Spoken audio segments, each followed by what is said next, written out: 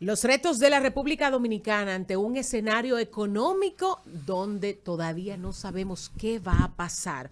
Un discurso del presidente de la República que responde a algunos sectores. Isidoro Santana, exministro de Economía, nos acompaña en la línea. Isidoro, bienvenido al Rumbo de la Tarde. Buenas tardes, Isidoro. Bueno, hola, ¿cómo están ustedes? Muy bien, muy bien. Aquí le, Qué bueno, me alegro. aquí le acompañamos Ramón Colombo, Diulca Pérez y Rudy González. Bienvenido, Isidoro. Su apreciación, Es un placer para mí. un abrazo. Su apreciación sobre el discurso del presidente de la República, Luis Abinader. Bueno, en general, muy positivo. Claro está, normalmente los presidentes exageran un poco los logros cuando hablan los 27 de febrero, bueno, en cualquier discurso.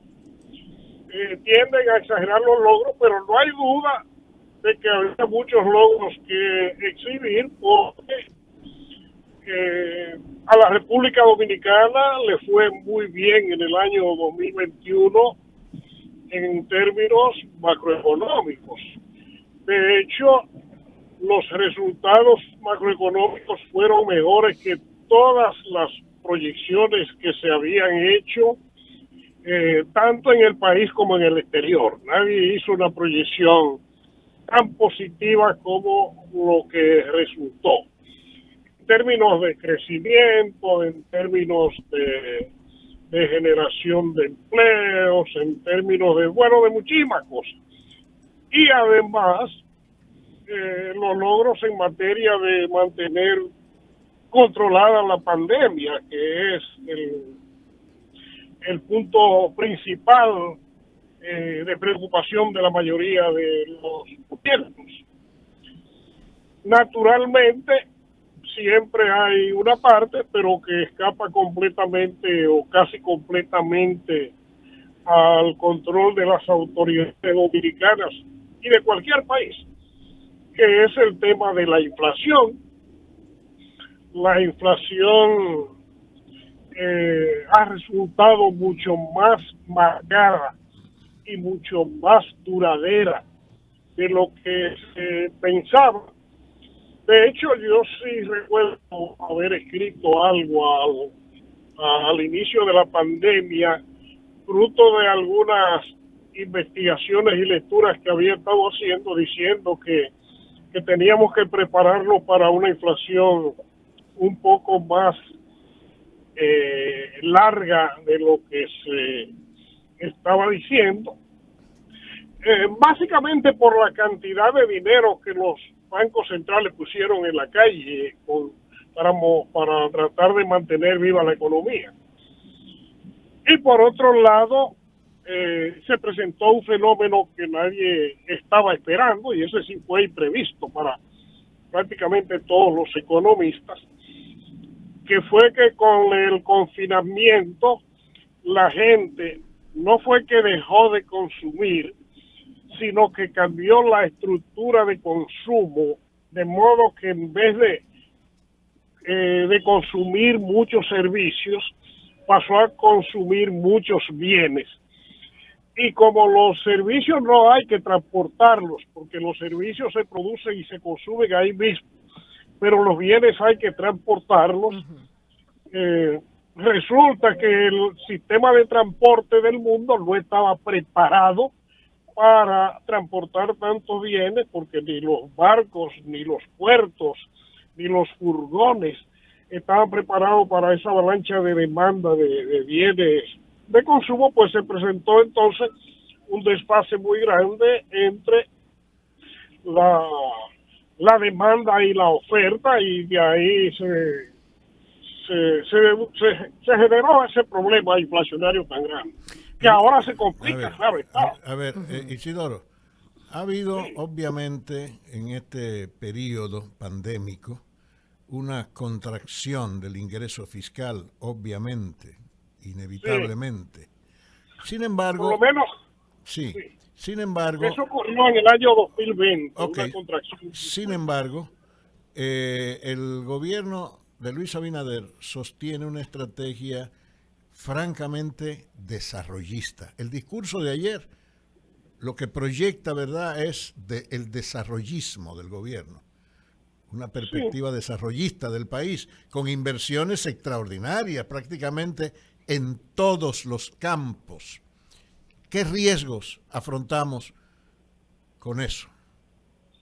Bueno, yo en eso sí estoy pensando que una debilidad de este gobierno el no haber medido adecuadamente el alcance de las limitaciones fiscales que tiene y que se ha venido tratando de embarcar o se ha venido embarcando en más cosas de las que puede hacer. De hecho, la mayor parte de las promesas de obras públicas que ha venido haciendo y que el gobierno, el presidente reiteró mucho en el día de ayer, son promesas que no todas se van a poder cumplir, porque no hay dinero para ello, ni las condiciones.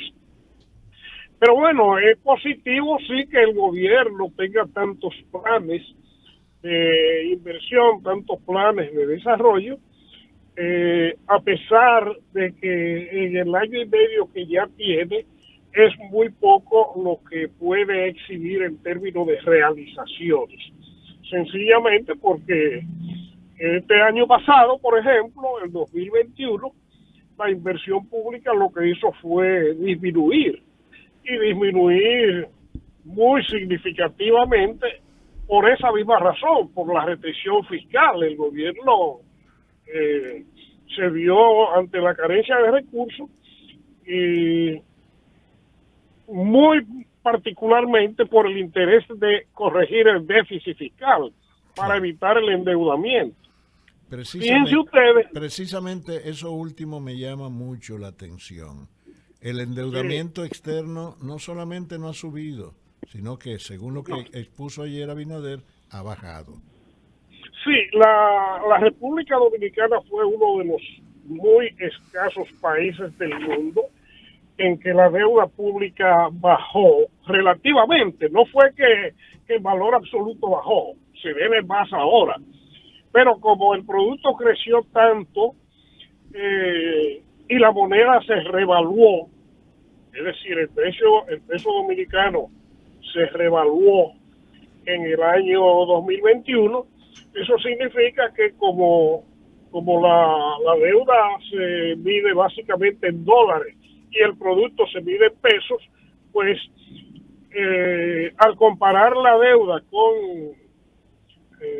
con el producto, pues se redujo, y se redujo muy significativamente. Como dijo el presidente, se redujo creo que en 5 o 6 puntos porcentuales del PIB, que es algo muy difícil de ver en otras partes del mundo. Pues ese ejercicio económico del 2021 tiene un perfil de proeza prácticamente, de acuerdo con lo que tú señalas. Sí, ciertamente sí. Es decir que el país, en medio de esta situación, bajó el déficit fiscal abruptamente y bajó el coeficiente de deuda abruptamente. Eso es una proeza. Claro está, eso en gran medida estaba motivado en el temor que tenían las autoridades de que las agencias evaluadoras y calificadoras de riesgos le degradaran la deuda dominicana y que entonces tuviéramos que pagar más altos intereses por la deuda pública. Pero no tendría eso también otro adjetivo, eficiencia, por ejemplo. Bueno, sí, eficiencia, aunque recuerden, yo soy macroeconomista. Desde el punto de vista macroeconómico, no se recomienda bajar gastos públicos en épocas de crisis y muy particularmente el gasto de inversión, que fue lo que bajó mucho. Y por otro lado, el gasto en protección social, que en medio de una pandemia tampoco era prudente bajarlo tanto así como se hizo, porque el gobierno descontinuó la mayor parte de los programas de protección social que se establecieron para defendernos de la pandemia, los eliminó más rápido que casi todos los demás países. Debemos prever, supongo, me permito suponer, que a partir de este planteamiento, de esto que expone Luis Abinader ayer en el Congreso, es posible que en un futuro cercano, bueno, sobre todo con los planes que en el sector turístico, aumente considerablemente la inversión extranjera. Eso es posible. El ambiente de confianza, que es un factor fundamental para la inversión extranjera, es positivo. Y de hecho, esa es la imagen que están transmitiendo las agencias calificadoras de riesgos, sí, y es la imagen que están transmitiendo los organismos internacionales. De modo que es posible que la inversión extranjera aumente. Yo habría que ver, porque también ocurre que no es que estemos en un periodo de mucha bonanza en términos de inversión en los mercados mundiales, y más que el gobierno, como parte de su política internacional, trató de alejar un poco la inversión china, que es la que más fácilmente se atrae hacia estos países, pues eso le como que deja algunas dudas, pero en general lo más probable que sí, que haya un fuerte ingreso de inversión extranjera en el futuro cercano. Isidoro, si nos ponemos a ver la situación de las medidas que estaba aplicando el gobierno de cara a la recuperación de la economía pospandemia o casi pospandemia, sí. Ahora con el componente de la guerra, yo no vi medidas de emergencias extras que propusiera el presidente, y porque lo que está haciendo es la continuación de las medidas y afianzando algunas frente al problema de la inflación que estaba previo a la guerra y frente a el problema de la recuperación de empleos que estaba frente a la guerra principalmente. ¿Qué medidas en el discurso tuviste que pudieran estar dirigidas directamente a visualizar los efectos que va a tener la guerra sobre República Dominicana, sobre nuestra economía? Mira, no vi mucho, y yo entiendo también que en el término de 3 días, algo así, que es el tiempo que puede haber pasado entre el inicio de la guerra y la redacción final del discurso, no es mucho el tiempo que tomamos los economistas, sobre todo los que están en altos cargos en el gobierno, para diseñar un paquete de política económica.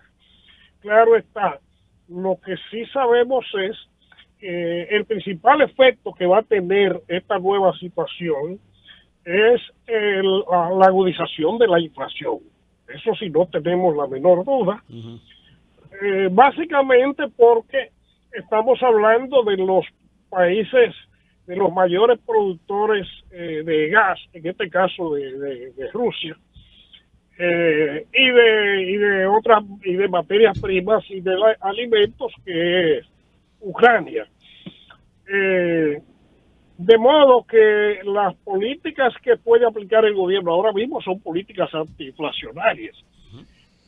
Y bueno, las políticas antiinflacionarias no es que son cosas tan sencillas. El gobierno lo más que puede hacer es lo que mencionó el presidente, de ensanchar y ampliar la protección social, la protección a la población pobre. Eso, digamos, que es lo que podía hacer rápidamente. Más adelante, dependiendo de cómo sigan las cosas, yo diría que habrá chance de diseñar un paquete más completo que involucren, digamos, protección al aparato productivo y al empleo. Muy bien. Bueno, Isidoro, gracias por estar con nosotros y darnos esta visión del discurso del presidente de la República. Pero ya para terminar, ¿cómo ve un experto en macroeconomía la situación de nuestros países en América Latina de cara al conflicto bélico? En general, Isidoro. Mira, la situación de América Latina no es buena. Recuerden que América Latina como región, es una de las pocas regiones que no logró en el año 2021 recuperar la caída de la producción que tuvo en el año 2020. República Dominicana sí lo consiguió, y lo consiguió Chile, lo consiguió Perú, lo consiguieron algunos otros, pero la mayoría de los países no lo consiguieron, y los más grandes sobre todo, estamos hablando de Brasil, México, Argentina, Colombia, no lo consiguieron. Y la situación de la guerra pues va a afectar mucho a todo el mundo de una manera o de la otra. Ahora, ¿qué tienen de bueno los países de América Latina? Que son altamente productores de petróleo, de gas, de carbón, de combustibles en general, y también altamente productores de bienes primarios. En consecuencia, le puede sacar algún beneficio de la elevación de los precios de estas cosas. Ok, faltaba una pregunta. Frente al discurso de Abinader ayer, ¿qué tú le recomendarías al gobierno frente a esa exposición general? ¿Qué le sugieres? Mira, quizás no es bueno a una persona que fue ministro de Economía de un gobierno anterior estar dándole lecciones a un nuevo gobierno, pero no hay duda de que en este momento el mayor esfuerzo que tiene que hacer el gobierno es tratar de concentrarse en el tema de la inflación. Correcto. Que por cierto no es mucho lo que puede hacer. Correcto. Y más porque el mecanismo antiinflacionario por excelencia de que podría disponer, fuera de subir las tasas de interés, cosas que se han venido haciendo, sería elaborar subsidios focalizados subsidios pueden ser focalizados para la población más pobre o sin focalizar para los bienes básicos, los bienes de consumo fundamental de los pobres. Pero el gobierno tiene muy pocos recursos para hacerlo. Recuerden que el país desde hace mucho tiempo está a la espera de poder llegar a un cierto acuerdo en lo fiscal que no se ha hecho, y que en medio de la pandemia pues era el peor momento para hacerlo, y el presidente finalmente abandonó la idea. Entonces, con eso uno tiene que entender la estrechez con que se están manejando los funcionarios que manejan el área económica del gobierno. Bien, gracias Isidoro. Muy bien, bueno, y placer. Un placer. Bueno, esta tarde el gobierno depositó en el Congreso Nacional a través del Senado los proyectos de ley que había anunciado el presidente Luis Abinader ayer a través de Antoliano Peralta y del ministro de Industria y Comercio, Hito Bisonó. Depositaron los proyectos de leyes relacionados con la Ley General de Contrataciones Públicas, o sea, una reforma, el que establece el régimen aplicable de regulación de los fideicomisos públicos en República Dominicana, y el tercero de ellos es, son tres, el de la Ley de Hidrocarburos, que se ha hablado mucho de cómo establecer una nueva ley, ordenanza de cara a las realidades de los precios, de la comercialización, de todo el andamiaje de la negociación de los combustibles en República Dominicana a partir de las importaciones de combustibles y de petróleo, que a su vez es procesado en República Dominicana. Entonces, esas 3 leyes las había anunciado el presidente ayer y ponen a trabajar entonces al Congreso Nacional, porque son 3 leyes importantes. Lo de fideicomiso es importante, Sí, definitivamente. y esa de los hidrocarburos, eso hay que ajustarlo, claro. porque a ellos se le han estado pegando parchos y parchos y parchos, y eso hay que hacer una ley nueva. Y lo de contrataciones públicas, ahí hay que enmendar 2 o 3 cosas. Así mismo, Sí. de tal modo que son leyes muy importantes para Yo creo que sí. Por eso te digo que van a poner a trabajar el Congreso, que lo cual no es malo, porque, ¿verdad? Es un poco difícil, pero Bueno, pues hay que hacer el esfuerzo. Señores, no digan que los legisladores no trabajan. Nadie ha dicho eso. ¿no? ¿Y quién No ha dicho diga- eso? Además que hay leyes que duran 20 años. Sí, ¿eh? nada más. Eso es, No, normal. y yo es sé un que poco complicado, ¿tú me no, y hay entiendes? Pero- algunos que dicen, bueno, la aprobamos, no la leímos porque no tuvimos tiempo, Entonces, la ajá, aprobamos. claro. Entonces, Pero usted no puede estar diciendo eso es malo. Tú estás yéndote más allá, que peor. Que peor. Eso es malo. Ay, caramba. Pues esta tarde ¿Qué fue tiempo duró en el Congreso la ley de partidos políticos? todo el tiempo. Se olvidó. Y ahora- Creo que desde 1844 Y estaba- ahora la propuesta de reformar la ley de partidos políticos y de régimen electoral, Ya tú sabes. ya usted sabe. Vamos a ver cuánto tiempo se toma para referir eso, porque ya incluso la consulta con los partidos políticos se hizo. Y Así cada es. partido político dijo lo que no le gustaba Ah, y bueno, ahora ya- se ya abre tú la sabes. discusión. Así es. Eso es así, acuérdate que quienes los hacen son los políticos. Claro. Bueno, Y bueno. que te levantan la mano son políticos. El Congreso es de ellos. De ellos. Y es soberano. Soberano, además. Señores, que pero, no- que no te pero quepa ¿por duda. qué ustedes están así como tan venenosos? Ah, ¿Qué es lo que venenoso. Pero eso no es veneno. Eso no es veneno, eso es realidad. Peor fuiste tú que metiste una cizañita ahí para dejar no dejar de No, contribuir. porque- Algunos dicen que no leen los proyectos. No, porque Oye, nada más. ellos admitieron que no leyeron el proyecto. Ah, ¿Qué quiere que digamos? Colombo está diciendo Claro. lo que ellos admiten también. y Claro. yo también. Lo lindo es que hay gente ahí que sí leyó el proyecto y lo Sí. aprobó, Sí. pero prefiere que lo tilden, le pongan varios adjetivos porque no leyó el proyecto y no admitir que leyó el proyecto y que lo aprobó tal como lo leyó. Claro. Ah. Eso es peor. Entonces, Lo yo aprueban no sin- a veces lo aprueban entiendo. sin leerlo. Sin leerlo. Está lo bien, aprueban. pero es peor que usted, para no admitir que usted leyó, porque fíjese una cosa, el tema del populismo va a un nivel que incluso usted estando consciente de que usted hizo una cosa que le entiende correcta, usted no se atreve a decirlo porque el populismo le lleva a la contraria y usted quiere ir nadando con la corriente. Claro, por supuesto. Así no. Pero así Por ahí es. viene 24. Pero, No. pero así es. Por ahí viene 24. Bueno, que recen mucho, Ah. algunos. Señores, vamos a la pausa. Vamos a la pausa. Regresamos Hace rato que yo quiero que enseguida, nos vayamos a somos- la pausa. Bueno, ajá. Hace rato. Regresamos enseguida en el rumbo de la Eso es tarde. populismo.